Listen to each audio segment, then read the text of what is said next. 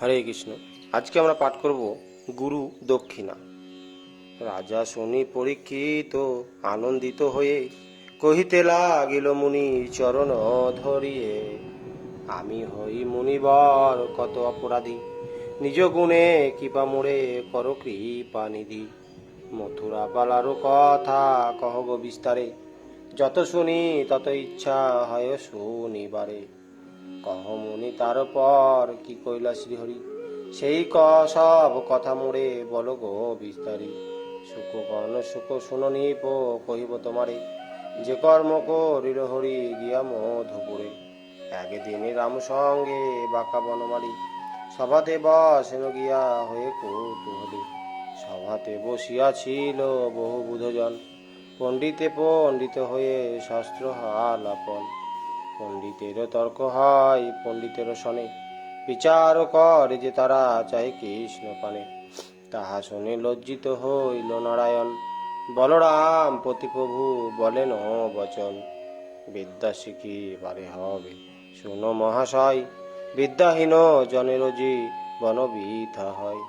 বিদ্যাহীন নর অসুর সমান, মূর্খ পুত্র যমসম শাস্ত্রের অপমান। শাস্ত্র জানি কিন্তু গুরু গৃহে নাই পড়ি, বিদ্যা শিখিবারে যেতে হবে তরা করি। মানসিলি লাতে চাই গুরু কাছে দীক্ষা, সমপ্রতি করিতে যাব দয়ে বিদ্যা শিক্ষা। রাম সঙ্গে এই যুক্তি করি বনমালী, আপন মন্দিরে দোহে দ্রুত গেল চলি। জনক জননী স্থানে কহেন বচন, শুনো গো জননী কিছু করি নিবেদন। এতদিন ছিলাম যে গোকুল ভবনে, সখা সনে ধেনু চড়ায় হিতম কাননে। বিদ্যারম্ভ নাহি হল সে বোজপুরেতে, এখনো না পারি আমি সভায় বসিতে। আজি বড় লজ্জিত হয়েছি সভাস্থলে, অতএব বলি তব চরণ কমলে। পরিবারে যাব দোহে দেহ অনুমতি, ইহা বলি দুইজনে করিল প্রণতি। তাহা শুনি দেবকী ভাসিল অশ্রু জলে, বাহু প্রসারিয়া রাম কৃষ্ণ নীল কোলে। রোদন করিয়া বলেন সুমিষ্ট বাণী, শুনো রাম কৃষ্ণ আমি জনম দক্ষিণী। প্রসবিয়া তোরে রেখে হেনু বৃন্দাবনে, অক্ষম হয়েছি বাছা লালন পালনে। তব মায়া বুঝিবারে কিছুই না পারি, যদি পুনঃ এই ছলে কর গো চাতুরি। পরিবারে যেতে তো না হবে এখন, শুনি কৃষ্ণ কোন মাগো করি নিবেদন। বিদ্যাহীন জনেরও জীবনে সুখ নাই, অনুমতি করো মাগো যাব দুই ভাই। ইহা বলি প্রবোধিয়া জননী জনকে, করিতে চলিল দোহে মনের কৌতুকে। অবন্তী নগরে সন্ধি মনি বনি আছে, পরিবারে রামকৃষ্ণ গেল তার কাছে। মুনির চরণে গিয়া করিল প্রণাম, পরিচয় দিয়া কন রামকৃষ্ণ নাম। বসুদেব পুত্র বাস মথুরা নগরে, এসেছি তো মারো কাছে পরিবার তরে। পরিচয় নাহি দিতে ধ্যানে ধ্যানে মুনিবর, নাহি জানি কৃষ্ণের করিল সমাদর। বলিতে লাগিল মুনি কৃষ্ণের গোচরে, কি শক্তি ধরি হেন পড়াবো তোমারে। অনুগ্রহ করি যদি পরহে শ্রীহরি, তবে আমি দুইজনে পড়াইতে পারি। ইহা বলি মুনিবর হরষিত মনে, পড়াইতে আরম্ভ করিল দুই জনে। একদিনে এক বিদ্যা অভ্যাস করিল, এই রূপে গুরুগৃহে পড়িতে লাগিল। পড়িল ৬৪ বিদ্যা ৬৪ দিনে দে, পাঠ অন্তে কনকৃষ্ণ গুরুর সাক্ষাতে। শুনো গুরুদেব পাঠ হইল যে অন্ত, গৃহে যাব আজ্ঞা করি করি দক্ষিণান্ত। শুনি সন্দীপনি মুনি বলেন বিশেষ, কি আর দক্ষিণা মোড়ে দিবে ঋষিকেশ। যদি শত দক্ষিণা দিবে হে মনে আছে, তবে এক নিবেদন করি তব কাছে। সইতে না পারি আর এ ভব যাতনা, কত আর করিব সংসারে আনাগোনা। কৃপা করি বলো যেন এ দুঃখ না থাকে, আমি চাহি এ দক্ষিণা তোমারও সম্মুখে। মুনির বচন শুনি কহেন শ্রীহরি, শুনো গুরু আমি পদে নিবেদন করি। এ ভব যন্ত্রণা তুমি না পাইবে আর, বৈকুণ্ঠ না গড়ে তুমি যাবে এইবার। ইহা ভিন্ন আরো কিছু মাগো হে দক্ষিণা, যাহা চাবে তাহা পাবে অন্যথা হবে না। তাহা শুনি মুনিবর কনস কৃষ্ণপতি, বইছে এইখানে আমি আসি শীঘ্র গতি।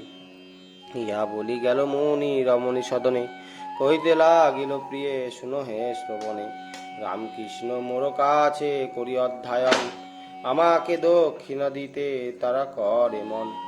যা চাবো তা পাবো এই বলেন আপনি, কি লব দক্ষিণা তাহা বল দেখি শুনি। শুনি মুনি পত্নী কন স্বামীর অগ্রেতে, নিবেদন করি নাথ তব চরণেতে। যাহা চাও তা পাবে যদি কৃষ্ণের কাছেতে, তবে এই কথা তুমি বলো গো তরিতে। আমারও তনয় এক মরিল সাগরে, সেই পুত্র মাগো গিয়া কৃষ্ণের গোচরে। মুনিবর শুনি কন শুনো হে শ্রবণে, কৃষ্ণে আমি এই কথা কহিব কেমনে। মরিলে বাঁচাবে কৃষ্ণ না হবে অন্যথা, কিন্তু আমি কেমনে কহিব এই কথা। তুমি তবে বলো ইহা চাহিয়া কৃষ্ণেরে। শুনি মুনি পত্নীগণ মুনির গোচরে, মোর কাছে রামকৃষ্ণ দেহ পাঠাইয়া, আমি লব মৃত পুত্র প্রাণে বাঁচাইয়া। শুনি সন্দীপনি মুনি আইল তরিতে, কহিতে লাগিল রাম কৃষ্ণের সাক্ষাতে। শুনো বাপু দক্ষিণায়া মায় যদি দিবে, দেহ তবে গুরুপত্নী যা কিছু মাগিবে।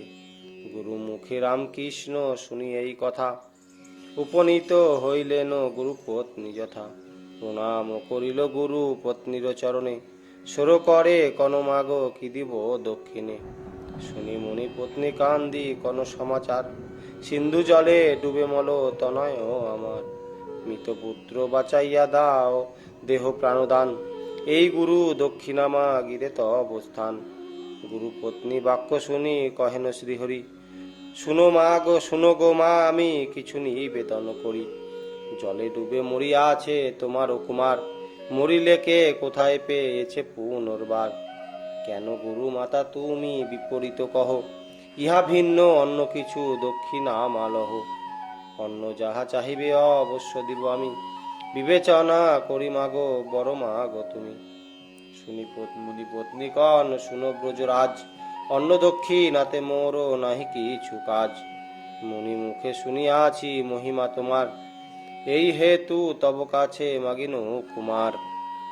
তোমার ও অসাধ্য যদি মৃত বাঁচাইতে, তবে মোর কিবা কাজ অন্য দক্ষিণাতে। কৃষ্ণের এ কথা বলি মুনির রমণী, রামের চাহিয়া কন সকল নবানী। হরে রাম কৃষ্ণে কি বাঁচাতে নাহি পারে, শুনি বলো রাম কন সর করি করে। শুনো গুরু পত্নী আমি করি নিবেদন, বাঁচাইতে পারে কৃষ্ণ যদি করে মন। এই কথা কন রাম গুরু মাতাপতি, কৃষ্ণপতি পুন কন মাতা হিষ্টমতি। হরে কৃষ্ণ তুমি বলো পুত্র না বাঁচিবে, রাম কয় কৃষ্ণ পুত্রে অবশ্যই আনিবে। গুরুপত্নী বাক্য শুনি কমল লোচন, গুরু মাতা পতি বলে বিনয় বচন।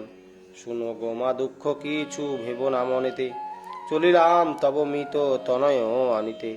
ইহা বলি প্রণমিয়া কৃষ্ণ বলভদ্র, উপনীত দুইজনে যথাই সমুদ্র।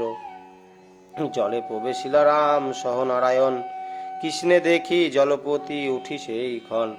দণ্ডবত হয়ে পদে প্রণাম করিল, রতনের সিংহাসন বসিবারে দিল। বসাইল দুইজনে করিয়া যত্ন, তুলসী চন্দন পদে করিল অর্পণ।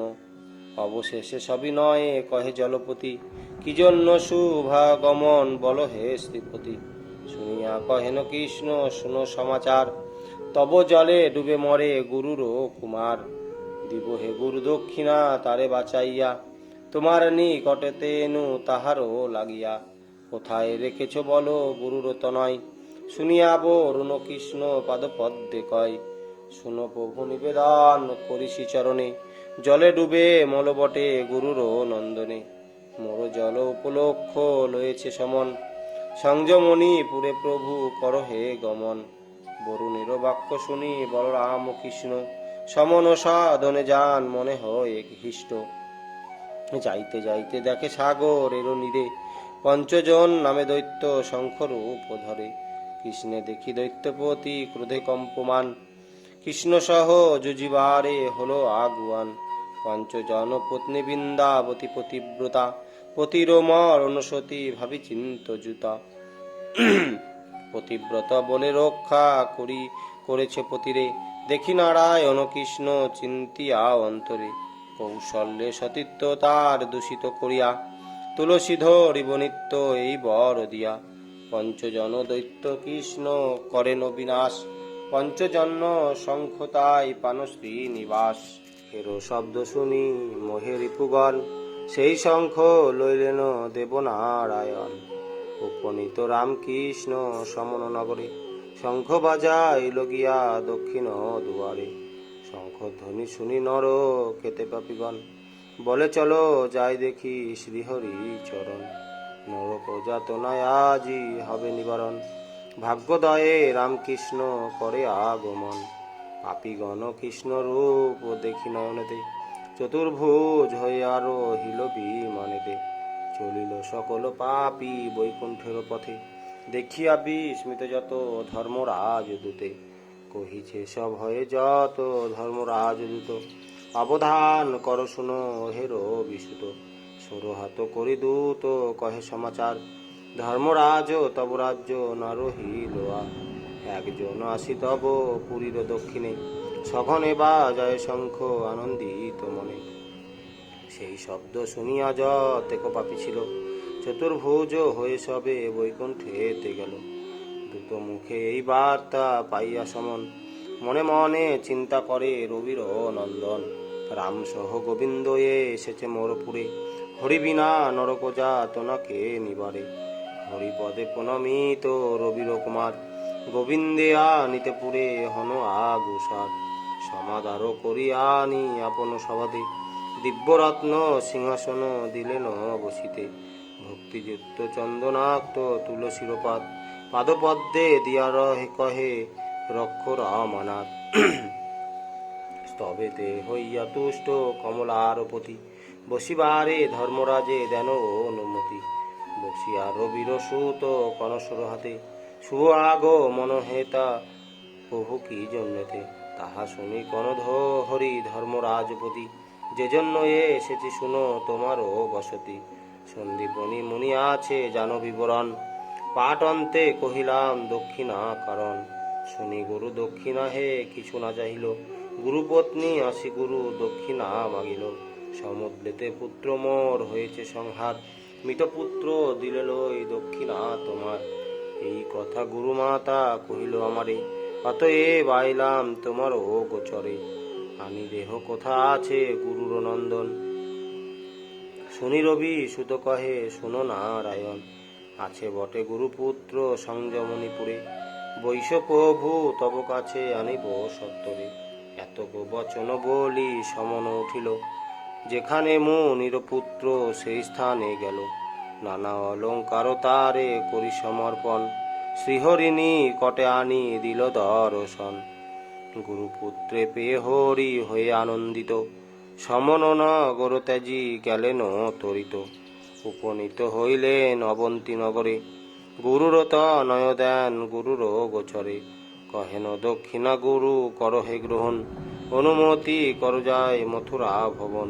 মৃতপুত্র পেয়ে সন্দীপ নিহিষ্টমতি, রামকৃষ্ণে আজ্ঞা দেন যাইতে বসতি। গুরু পদে প্রণমিয়া কর সর করি, রামকৃষ্ণ গমন করেন মধুপুরী। জনক জননী কাছে হন উপনীত, প্রণমিতে পিতামাতা হন হরষিত। বসুদেব জিজ্ঞাসা করিল বিবরণ, কহ বাছা কি রূপেতে কইল অধ্যয়ন। যে রূপে পড়িল দিল দক্ষিণা যে মতে, সকল কহেন হরি পিতার সাক্ষাতে। শুনি বসুদেব হন হরিষ অন্তর, দেবকী সজল নেত্রা কৃষ্ণের গোচর। ওরে কৃষ্ণ ছয় পুত্র মইল কারাগারে, তাহাদের দেখাইতে হইবে আমারে। মায়ের বচন শুনি দেবনারায়ণ, কীর্তিমন্ত আদিপুত্রে দেখা নেয় তখন। পুত্র দেখি কান্দে শোকে দেবকী জননী, জননীর প্রতি হরি কহিছেন বাণী। রহিতে নারীবেরা শুনো গো সতী, স্বস্থানে গ মনোমাগ করিবে সংপ্রতি। মথুরা লীলার কথা কে পারে বর্ণিতে, মহামুনি বেদব্যাস রচে ভাগবতে। ব্যাসকৃত ভাগবত পুরাণের সার, বেনি কহে শুনি ভব বাড়ি হইও পার।